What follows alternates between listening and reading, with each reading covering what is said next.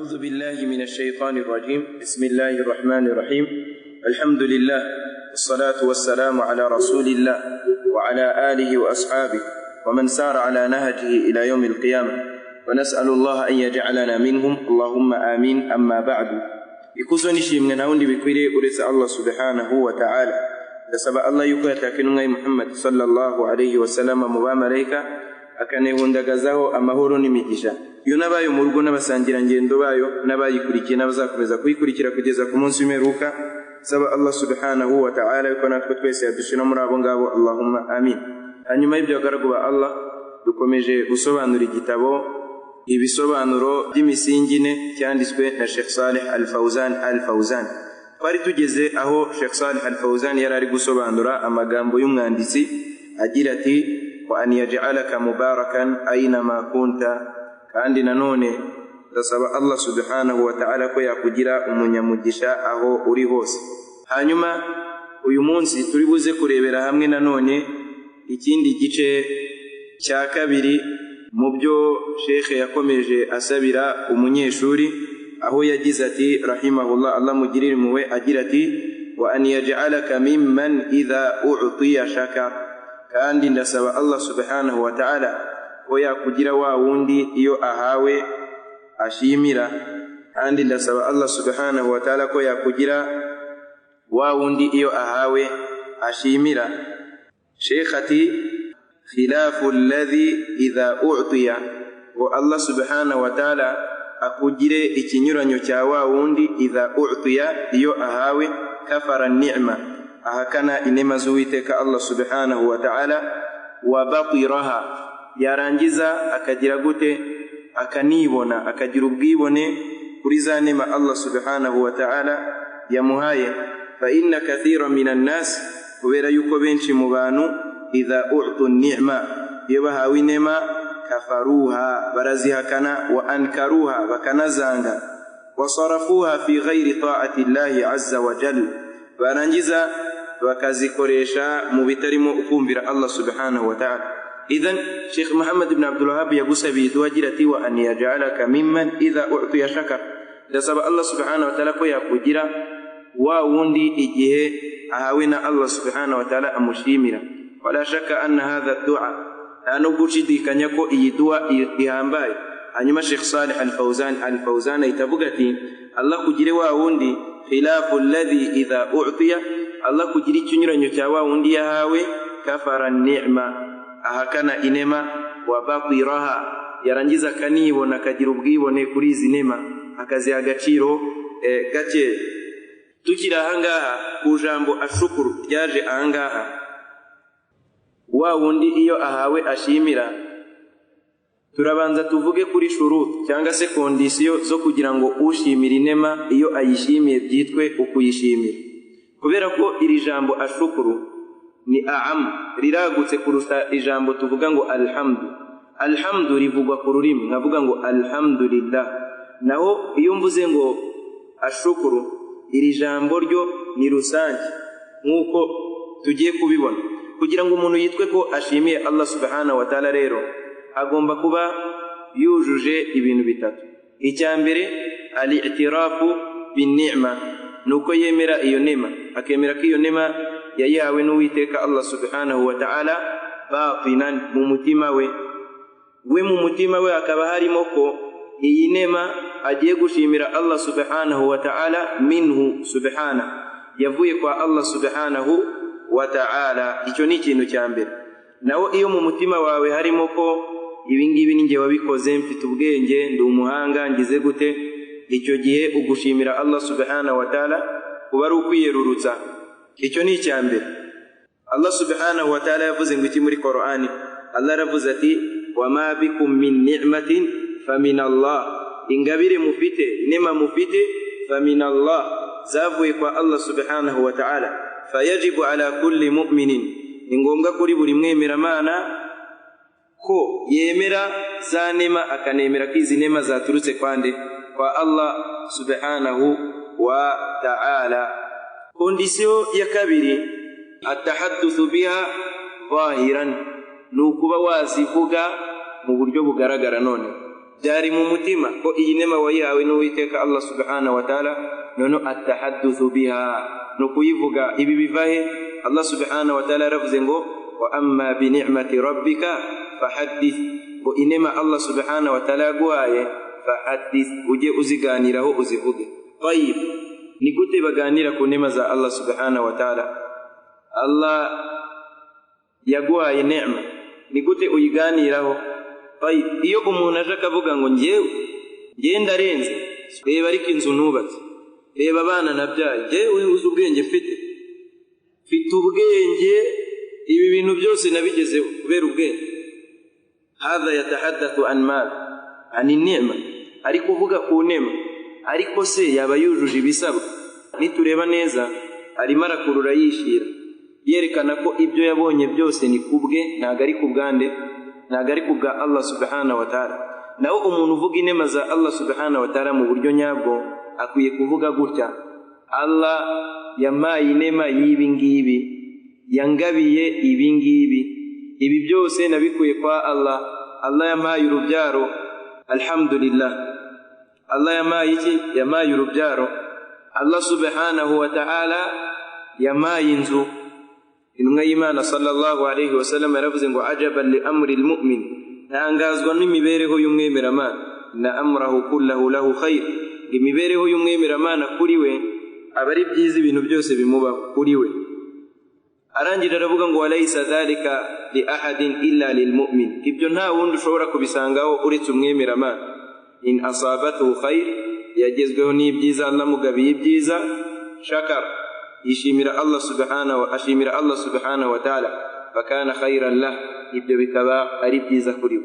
Idhan umwemeramana arangwa no gushima inema, ayita kari ya Allah. Allah yamaye kubaka inzu, Allah yamfashije kubona akazi, Allah yangeneye ubukungu, Allah yarankungahaje. Ibi byose abyerekeza kwande? Kwa Allah subhanahu wa ta'ala. Kondisiyo ya gatatu kugira ngo ushimira Allah subhanahu wa ta'ala yitwe ko yamushimiye, sarfuha fi mardatillah, nukuba yafata za nema akazikoresha mu bishimisha Uwiteka Allah subhanahu wa ta'ala. Nukuvuga ngo bya bindi byose Allah subhanahu wa ta'ala yaguhundagajeho ugomba kubitanga mu gihe cyo gushimira Allah subhanahu wa ta'ala, ukitanga ugaha abakene n'ibindi bitandukanye. Walidhalika, no kubwiyo mpamvu twatangiye tuvuga ko ijambo ashukuru ni aam, riragutse. Ryagutse gute? Nuko ukoresha ibintu bitatu kugira ushimire Allah. Ukoresha umutima, ugakoresha ururimi, wal jawari, ugakora n'ibikorwa.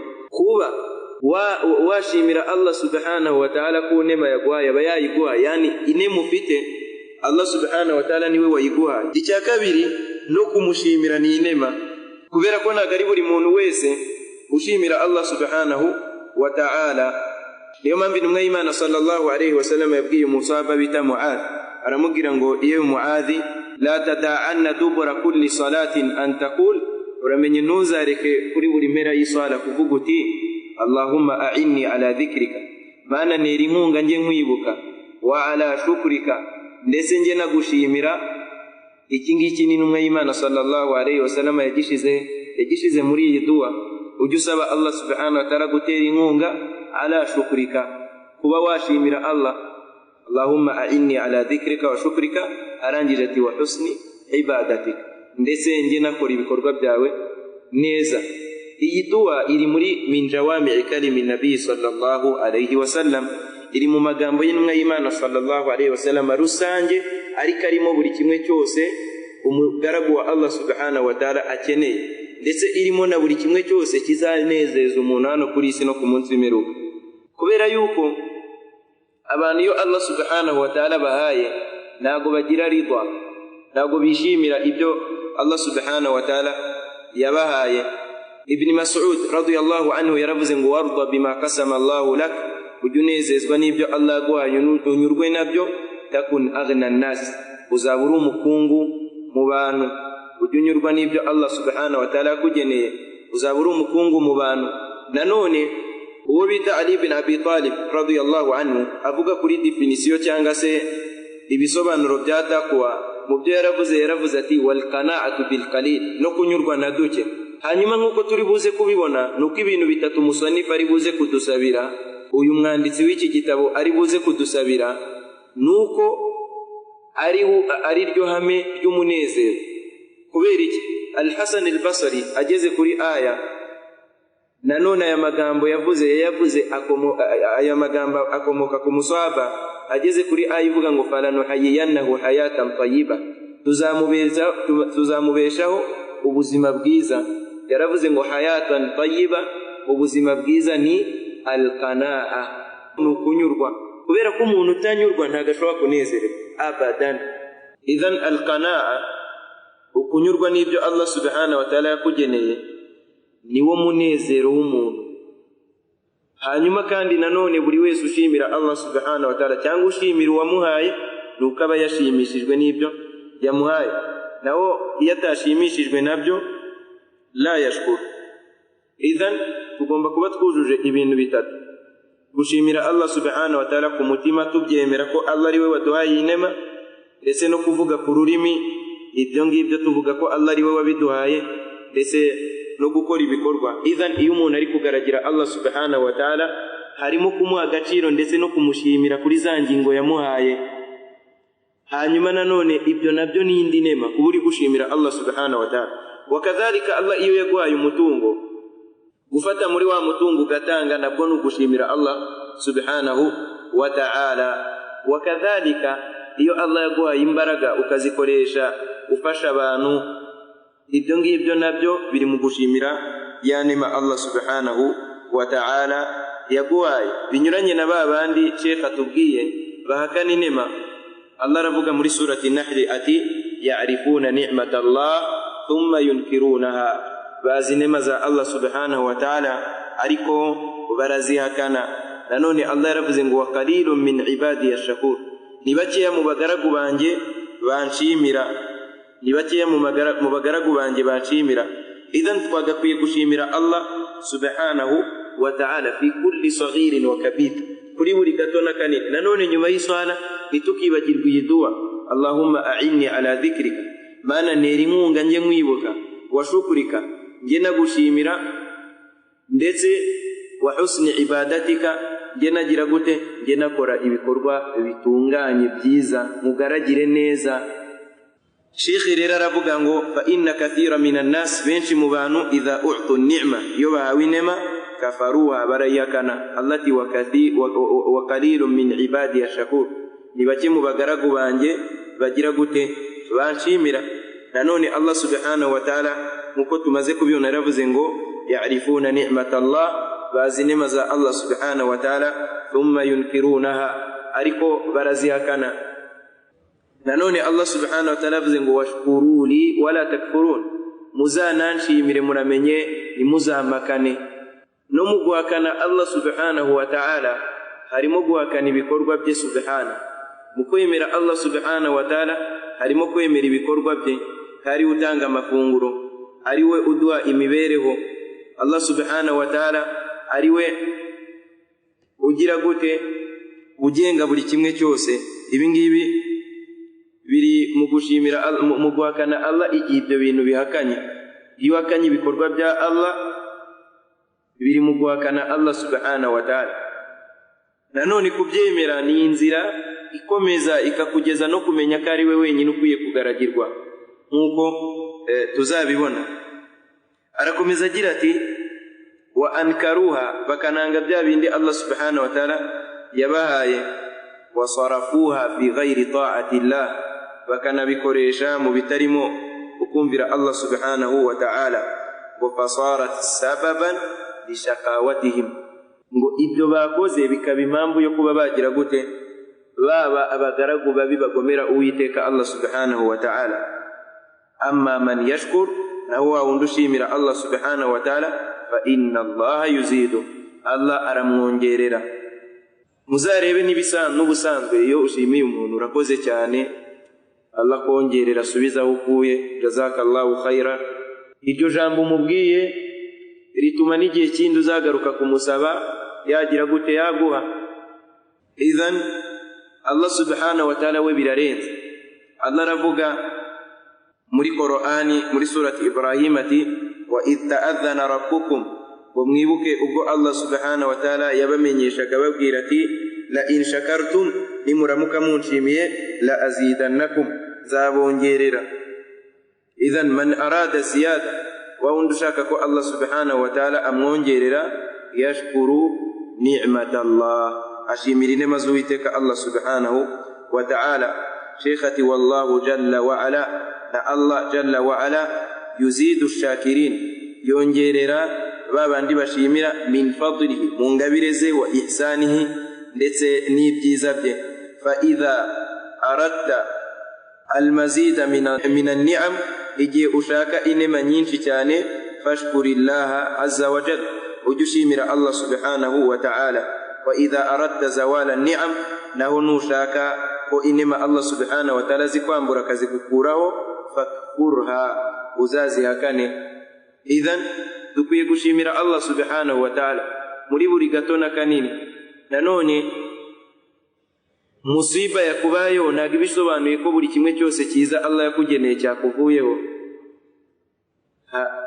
Amaboko ufite, umunwa uvugisha, amaso urebesha, buri kimwe cyose ni ni'ama. Fahiya aktharu min an tuhsa, ni nyinshi ntabwo zibarika. Inema Allah subhanahu wa ta'ala yaduhundagajeho. Niyo turamutse twanze gushimira Allah subhanahu wa ta'ala ku nema yaduhaye, tuba twigiza nkana, tuba turi no kwihuguza, kubera ko Allah subhanahu wa ta'ala yaduhaye byinshi. Kuba yafatamo kamwe rero ntabwo ari ikibazo, nk'uko tuzabibona kuri wa wundi wageragejwe n'Uwiteka Allah subhanahu wa ta'ala. Idhan ni ngombwa gushimira Allah subhanahu wa ta'ala fi kulli saghirin wa kabir, muri buri gato na kanini. Ndetse iyo ngiyo ni impamvu imwe mu mpamvu zituma umuntu agira umunezero. Wal ayat wal ahadith fi hadha kathira, ndetse na aya zaje muri iyi maana, muri ibi bintu, ndetse na hadithi zaje muri ibi ni nyinshi cyane, zitugaragariza uburyo umwemeramana yagakwiye gushimira Allah subhanahu wa ta'ala. Idhan ugomba kugira i'tiraf, ukemera inema ya Allah ko ari we wayiguhaye, ukanayivuga ku rurimi rwawe, ndetse ukanayikoresha wumvira Allah subhanahu wa ta'ala. Iyo nema ntizaba impamvu y'iki yo kuba Allah subhanahu wa ta'ala yakoreka. Hanyuma Sheikh akomeza dusabira agira ati wa idha btuliya sabar, ndetse azakugire wa wundi igihe ageragejwe n'Uwiteka Allah subhanahu wa ta'ala, sabara, arihangana. Wasabru, ndetse no kwihangana, huwa alhabs, nukuzirika roho yawe, huwa habsu nafsi ala almakruhi, nukuzirika roho yawe kubyo wanga udakunda. Iyo habayeho ngo kukugerageza, nuko icyo kintu Allah kugerageje hari ikintu wumva ko kirakugoye, kiragukomereye, lakin ariko nicyo uri buze gukora, uraza kwihangana, Hanyuma aho ni saburu mu rurimi rw'icyarabu, ni ukuba wakwereka umubiri wawe cyangwa kwiyereka wowe ko icyakubayeho ntacyo gitwaye. Intumwa y'Imana sallallahu alayhi wasallam ko twabibonye, umwemeramana ibintu kuri we byose aba ari byiza. Intumwa y'Imana rero iravuga ngo in asabathu darra, iyo agezweho n'ibibi, ibintu bitamushimishije, sabar, arihangana, fakana khairan lah, ibyo nabyo kuri we biba ari byiza, bituma agira ituze n'umunezero. Wasabru fil istilah, ndetse no kwihangana mu dini birimo ibice bitatu. Igice cya mbere ni ukuba wakwihanganira ibyo Allah subhanahu wa ta'ala yagutegetse, ubishyira mu bikorwa. Ibyo Allah subhanahu wa ta'ala yagutegetse bishobora kuba bikugoye, ariko ukihangana. Umugaragu ategetswe kwihanganira ibyo Allah subhanahu wa ta'ala yamutegetse. Idhan Allah azaguhembera gukora ibyo Allah yagutegetse, nanone azaguhembera kuba wigomwe, ukirinda amarangamutima, ukumvira Allah subhanahu wa ta'ala. Nizi nazo ni ingabire n'inema z'Uwiteka Allah subhanahu wa ta'ala. Icya kabiri ni ukuba wakwihanganira gukora ibyaha, ukihanganira gukora ibyaha ukabireka. Yani kureka gukora ibyaha birakugoye, ariko ukemera ukabireka.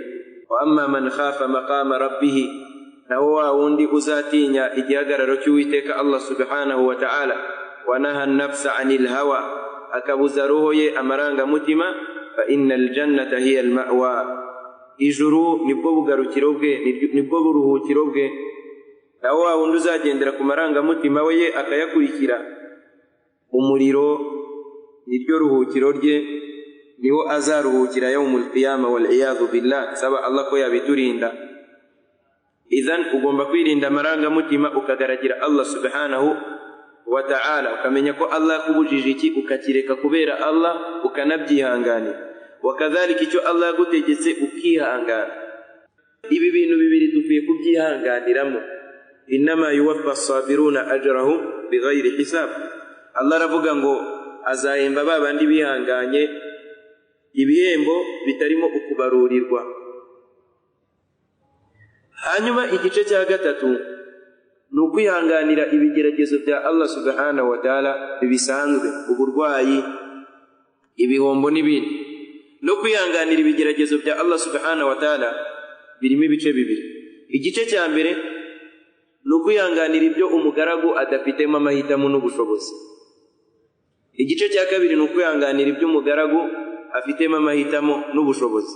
Igice cya mbere urugero rwacyo ni nk'uburwayi, ni cya kintu Allah kugezaho wowe utakwanga ko kikugeraho uko byagenda kose, uba ubona ko cyaje kabisa kizanye, nko kurwara. Ibintu nk'ibyo ngibyo wanga ukunda n'urwara urarwara, halas. Siko bimeze. Wabyanga wakunda, niba wasitaye ubwo nuko.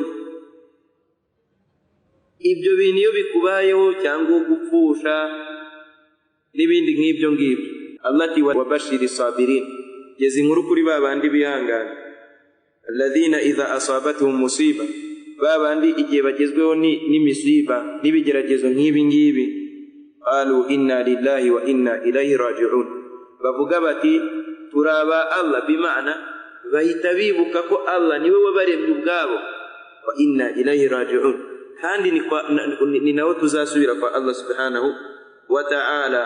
Ikintu nakibuze nkahita numva ko njye ubwanjye nduwa Allah kandi niho nzasubira, bimana niba njye nduwa Allah, iki kintu nkaba nari ngitunze kikaba cyagiye, nanjye nzasubira kwa Allah. Idhan kikiroroshe, yarangiza akihangana bakavuga ati Allah ashobora kuba yanshakiye ibyiza ntazi. Allah rero inkuru nziza azabagezaho yatubwiye ngo batugezeho babandi bihangana, Allah duhe kwihangana.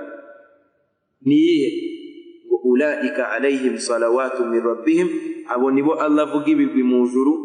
Allah ati wa ulaika humul muhtadun, kandi abo nibo bayobotse, aba bihangana. Iki ni igice cya mbere cyo kwihanganira bya bindi ushobora kuba nta mahitamo bifitemo biza gutyo. Igice cya kabiri nako biza biturutse kwa Allah gutyo, uburyo nta mahitamo bifitemo n'ubushobozi. Igice cya kabiri ni ibyo ubona ko ufitemo amahitamo, nko kuba umuntu yaza akaguhuguza cyangwa akagukubita, urumva uba ubona umuntu wabikoze, unafite imbaraga wamurwanya ntibibeho sawa, ariko kubera intege nkeya yagukubise cyangwa yakwibye cyangwa yaguhuguje kubera intege we afite. Siko bimeze. Iki gice intumwa y'Imana sallallahu alayhi wa sallam yaravuze ngo yarhamillahu Musa, kandi nanone ahangaha iyo mvuze Musa mvuga ikintu cyitondera. Bamwe mu bahakanye iyo bageze ku ntumwa z'Imana barazipfobya, abemera Imana sura. Musa alayhi salam ari mu ntumwa bita ulul azm, intumwa z'imbonera eshanu. Izo Allah yatubwiye ngo mwihangane kama sabara ulul azmi minar rusul, nkuko intumwa z'imbonera zihangana. Musa alayhi salam ni intumwa ihambaye, tujye twitondera intumwa z'Imana kuzivugaho. Rero niyo mpamvu intumwa y'Imana sallallahu alayhi wasallam yamuvuzeho ibigwi, aravuga ngo yarhamillahu Musa, Allah agirire impuhwe Musa, laqad udhiya fi kathirin fasabar, yabujijwe amahoro muri byinshi arihangana. Iki gice kukihanganira birakomera, kuko umugaraga babona umuntu wabimuteye, ndihorera buretse ndamwereka. Bamwe bajya no kurogesha abandi, ariko umwemera Imana iki nacyo agira gute? arakihanganira nk'uko Musa byagenze. Firauni amubuza amahoro. Si n'ibyo gusa, udhiya fi kathir, ariko uzi gutwara abantu wabarokoye ibintu byinshi ukabaha amazi ahantu hose muri kugera baguhakanye. Ibintu uri kuvuga Musa watuvanye aho twari turi, byibura twari tumeze gutya, ntabwo bari kukumva. Tasbir, ukihangana. Tujye dusoma intumwa nk'uko ziri muri aya, wallahi tuzabona ibra. Nanone nidusoma amateka y'abamenyi n'abatubanjirije bose, tuzabona ukwihangana kwabo, kwihangana kw'intumwa y'Imana sallallahu alayhi wasallam. Kuva Uislamu itangiye kubukorera dawa mu gihe hari ibangikanyamana n'icuraburindi, kugeza bumaze gukwirakwira, turebe byagenze bite. Intumwa y'Imana sallallahu alayhi wasallam bayita umurozi bagira gute? Ibi ngibi ubona umuntu wagututse wamwemeza, ariko hari hadithi intumwa y'Imana sallallahu alayhi wasallam batubwira bati, intumwa y'Imana iyo yajyaga ihitishwamo hagati y'ibintu bibiri, yahitagamo icyoroshe muri byo, ngo nta nubwo intumwa y'Imana yajyaga yihorera kuri buri muntu runaka, keretse wa wundi wapogeye icyubahiro cy'Uwiteka Allah subhanahu wa ta'ala.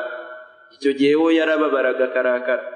Natanga urugero nk'umuntu waje abwira intumwa y'Imana ngo Allah arashaka nawe ugashaka, amugereranya na Allah. Intumwa y'Imana iti aja'altani lillahi niddan, ese wowe uri kwifata ukansanisha n'Imana ukangira ikigirwamana? Aramubuza. Rero iyo habaga haje intihaki hurumatillah, kuza mu cyubahiro cy'Uwiteka akagira umuntu ukinjirira, intumwa y'Imana yabwiraga abantu. Nanone nk'aho yaje iravuga ngo ma balun nas, bimeze bite ku bantu yashtarituna shurutan, bashiraho kondisiyo Allah tigeze amanura, tigeze ashiraho. Rero iyo byagiraga ku bijyanye n'Uwiteka Allah subhanahu wa ta'ala, ntabyo kuvuga ngo buriya ngo nta kibazo, ngo buriya ngo kandi la, yahitaga kubwira. Idhan iki ni igice cya kangahe? Cya kabiri mu bijyanye na musiba. Idhan musiba zirimo ibice bibiri. Hari ibyo Allah tugezaho tudashoboye, hari n'ibyo twe tuba tubona ko dufite ubushobozi. Ibi byombi dutegetswe kubyihanganira. Nanone bigakurikizaho gukekera Allah subhanahu wa ta'ala neza. Hari imvugo y'abamenyi ivuga ngo la yunzilu Allahu ala al-abdi sharran mahda, Allah nagamanura ku mugaragu we ibibi mahda, ijana ku ijana, haba harimo andi mabanga. Nanone ibyo ngibyo biri muri hadithi. Tuzabona uburyo Allah yakunze umugaraga mugerageza, biba ari bibi kuri bwa bubabare uri guhura nabyo na za ngaruka ziza, ariko biba ari byiza kuri bya bihembo Allah subhanahu wa ta'ala yateganyirije abihangana, azaha abihangana. Idhan iri jambo wa idha tuliya saba, iyo ageragezwe arihangana, rikubiyemo biriya byose twavuze. Hanyuma ibindi Sheikh azatubwira nabyo biruzuriza ibingibi byose. Sheikh Saleh Fawzan aravuga ngo Allahu jalla wa ala yabtali al-ibad, ngo Allah agerageza abagaragu, yabtalihim bil masaib, abagerageza akoresheje masaib, ibigeragezo. Yabtalihim bil makari, akoresha ibyo badakunda bagerageza. Yabtalihim bil a'da min al-kuffar, abagerageza akoresheje abanzi babo mu bahakanye, wal munafiqin, ndetse n'ababandi bemeye batemeye, bemeye kumugaragara ariko mu mutima bataremeye. Fayahtajuna ila sabri, hanyuma umugaraga akeneye impozamarira rero y'icyo kintu. Fayahtajuna ila sabri, bagakenera ukwihangana, wa adamil yas, ndetse no kutiheba, wa adamil qanut min rahmatillah, ndetse no kutiheba mu mpuhwe z'Uwiteka Allah subhanahu wa ta'ala. ويثبتون على دينهم, bakanatsimbarara ku dini yabo. ولا يتزحزحون مع الفتن, nibagire gute? Nibacibwa intege n'ibyo bigeragezo. أو يستسلمون للفتن, cyangwa se ngo bace bugufi kubw'ibyo bigeragezo biri kubabaho. بل يثبتون على دينهم, ahubwo batsimbarara ku dini yabo. ويصبرون على ما يقاسون من الأتعاب في سبيلها, ndetse bakanihanganira ibibageraho mu munaniro igihe bari kugira gute, bari mu kwihangana. Abemera Imana iyo niyo hali yabo. Arangira aravuga ngo بخلاف الذي إذا ابتلي جزع binyuranye na wa wundi yageragejwe na Allah subhanahu wa ta'ala agira gute agira jaza akabikigwari akagira intege nke watasakhata akanarakara wakanita min rahmatillah yarangiza kanagira intege nke ndetse no kwiheba mu mweza Allah subhanahu wa ta'ala kagira kwiheba mu mweza Allah subhanahu wa ta'ala fahadha yuzadu ibtila ila ibtila fahadha yuzadu ibtila ila ibtila nguyunguyu yongererwa ibigeragezo ku bindi bimana hitabona isi yamubanye nini wal iyadu billah ibi ngibi biidhnillah tuzabikomeza ubutaha saba Allah subhanahu wa ta'ala ko yaduha ukwihangana ndetse akadukwihanganira ibyo yadutegetse cyane cyane akanaduha no kuba twareka ibyo Allah yatubujije ndetse akanaduha no kunezezwa n'ibindi Allah aba yaratugabiye tubona binyuranye no kwita kuri wa musiba watugezeho yani bya bindi Allah yatugejejeho uburwayi n'ibindi kubera ko umugaragu afite izindi mozamarira ngo twabibonye muri sabr subhanallahi bihamdihi subhanakallahumma bihamdika nashhadu an la ilaha illa anta nastaghfiruka wa natubu ilayk. Assalamu alaykum wa rahmatullahi wa barakatuh.